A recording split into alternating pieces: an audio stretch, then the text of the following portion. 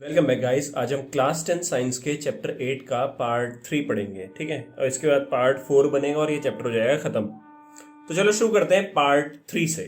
तो पार्ट 3 में हमें क्या पढ़ना है? How do these traits get expressed. भाई देखो, हमने क्या पढ़ा है कि कोई प्लांट जो है वो टॉल हो जाता है, कोई प्लांट शॉर्ट हो जाता है। तो टॉलनेस और जो शॉर्टनेस है वो किस पे डिपेंड करती है? जीन्स पे, है ना। जीन्स पे डिपेंड करती है। तो ये जीन्स कैसे मतलब ट्रेड्स को एक्सप्रेस करते हैं, मतलब हमें ये समझना है कि कोई प्लांट कैसे टॉल रह जाता है, कोई प्लांट कैसे शॉर्ट रह जाता है, ठीक है। इसके पीछे का मैकेनिज्म क्या है वो हमें समझना है। तो how does the mechanism of heredity work? Heredity हम जानते हैं कि कैरेक्टर का पास ऑन होना पेरेंट्स से उसके बच्चे में। अब cellular DNA is the information source for making protein in the cell. Cell है, सेल के अंदर डीएनए, ठीक है। जैसे ये सेल है भाई, अपना सेल है, सेल का न्यूक्लियस हो गया, न्यूक्लियस के अंदर ये डीएनए हो गया। तो डीएनए कैसे रिस्पॉन्सिबल होता है प्रोटीन को बनाने के लिए, ये हमें देखना है, ठीक है। तो एक्चुअल में क्या होता है, डीएनए जो होता है वो आरएनए बनाता है। ये वैसे सिलेबस में नहीं है बट समझना तो पड़ेगा ना। तो डीएनए जो रहता है वो क्या बनाता है? पहले आरएनए बनाता है। इस आरएनए को बोलते हैं एमआरएनए, एक्चुअल में एमआरएनए बोलते हैं। फिर ये आरएनए जो है न्यूक्लियस से निकल के साइटोप्लाज्म में जाता है। साइटोप्लाज्म में ये कहां पे जाता है? राइबोसोम पे।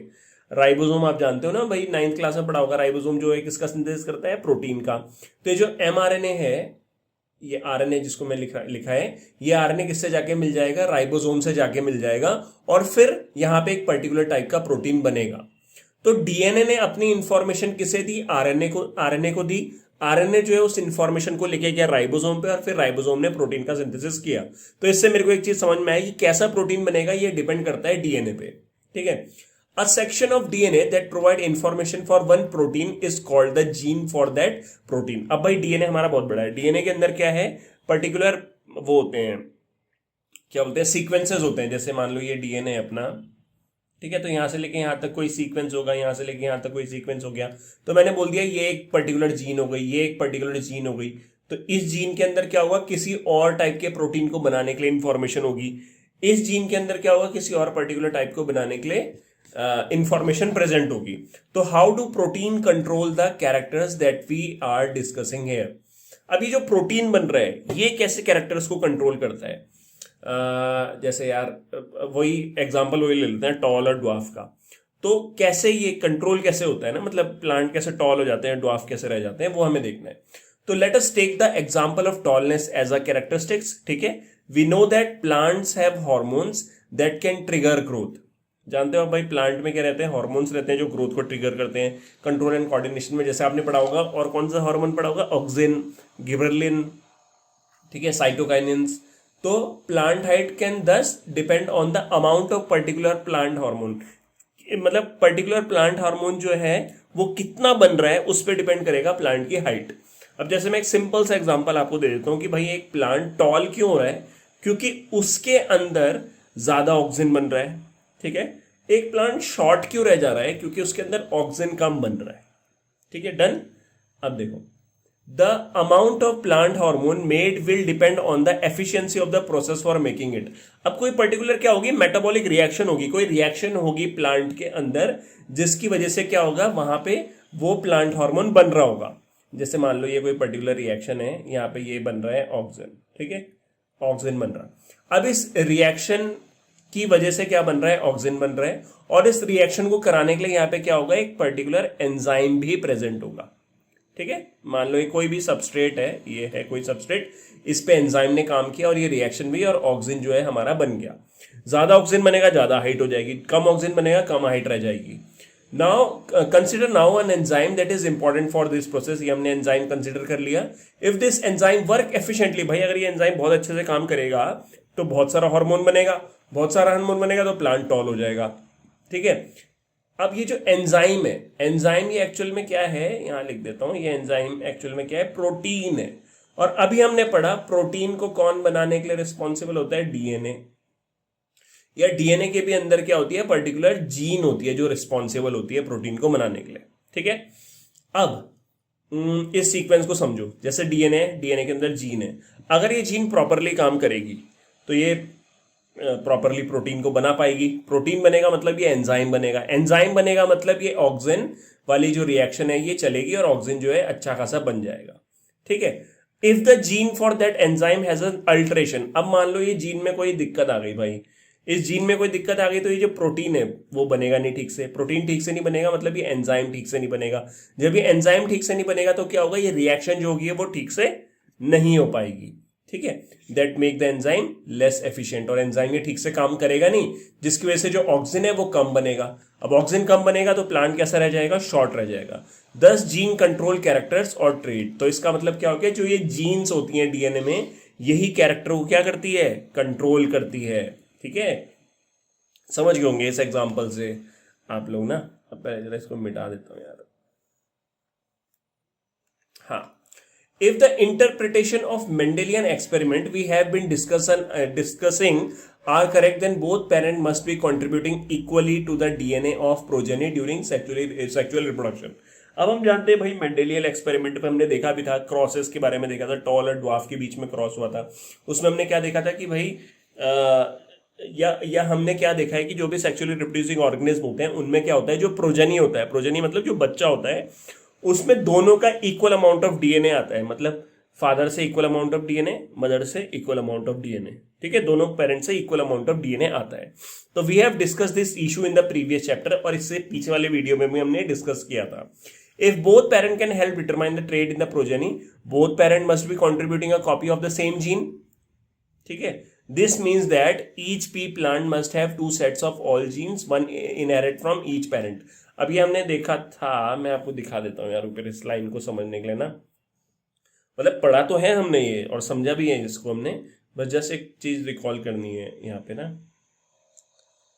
हो जाए यार ऊपर, एक मिनट,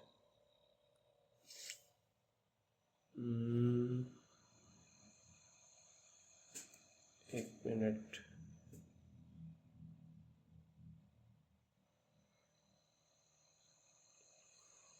ये क्या हो गया, अंधेरा, अरे हाँ, ये देखो यहाँ पे तुम क्या देख रहे हो, हाँ ये पॉइंट था ना हमारा, जैसे पेरेंट है तो ये पेरेंट में ये जीन है कैपिटल टी, ये स्मॉल टी जीन है। अब क्या होगा, जब गैमेट का फॉर्मेशन होता है तो ये सेपरेशन हो जाता है, सेपरेशन मतलब यहाँ पे, अरे यार इसको क्या दिक्कत हो रही है, अगर आपको दिख रहा है तो मैं बताता हूँ यहाँ पे, हाँ, तो एक कैपिटल टी इधर जाएगा, एक दूसरा कैपिटल टी इधर जाएगा, इस केस में क्या होगा, एक स्मॉल टी एक गैमेट में जाएगा, दूसरा स्मॉल टी दूसरे गैमेट में जाएगा, मतलब सेपरेशन हो जाएगा।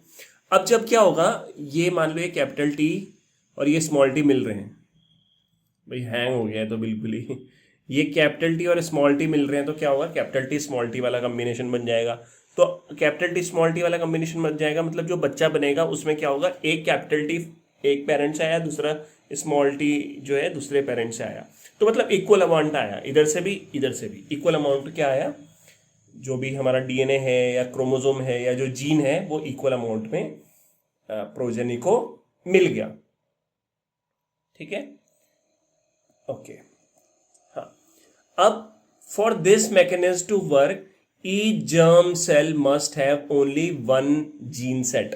अब ये भी पॉइंट है, कैपिटल टी है मान लो, अब जब गैमेट का फॉर्मेशन होता है तो हम कैसे बनाते हैं, ये क्या हो जाते हैं, ऐसे अलग हो जाता है, जैसे ये एक ये बना क्या, ये एक जर्म सेल बन गया, ये दूसरा जर्म सेल बन गया, तो आप क्या देख रहे हो कि जो भी जर्म सेल बनेंगे उसमें एक ही कॉपी आएगी, मतलब कैपिटल टी है तो एक कैपिटल टी एक जर्म सेल में जाएगा, दूसरा कैपिटल टी दूसरे जर्म सेल में जाएगा, जर्म सेल मतलब gametes.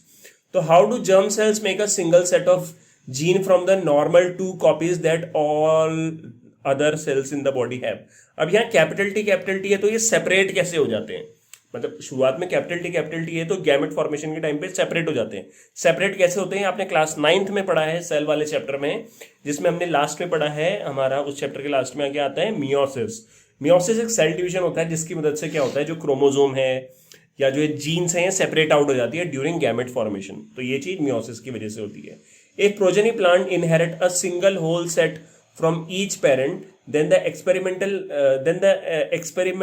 explained in figure 8.5 cannot work। बहुत सही पॉइंट है। if progeny plant inherit a single whole set from each parent, whole set मतलब ये अगर ये ऐसा हो कि ये कैपिटल टी पूरा ही आगे प्रोजेनी में चले जाए, ये सेपरेट ना हो, या स्मॉल टी जो है वो भी पूरा का पूरा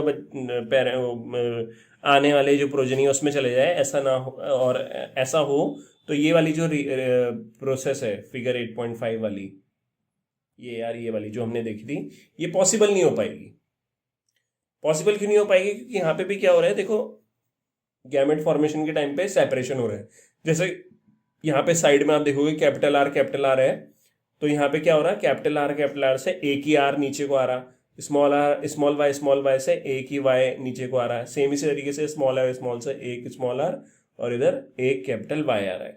तो मियोसिस होना जरूरी है ताकि गैमेट का जो वो है, गैमेट में एक ही कॉपी जा सके।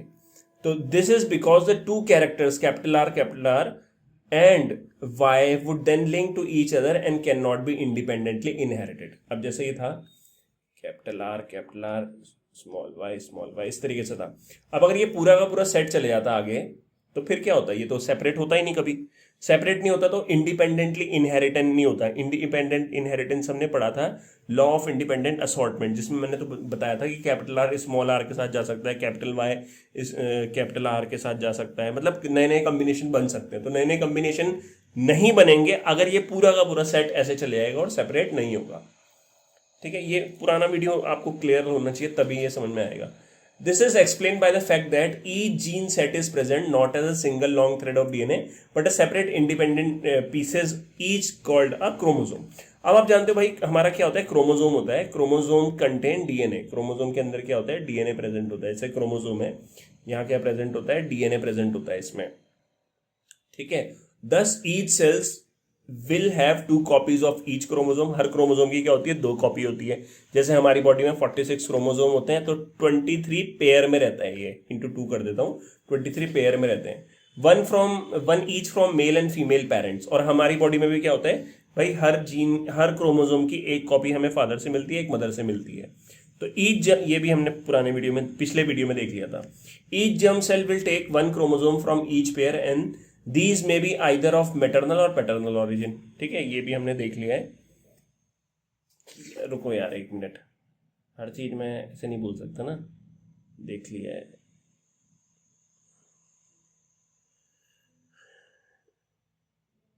मैं ऊपर इसलिए नहीं कर रहा हूँ, पता नहीं हैंग हो रहा है ये।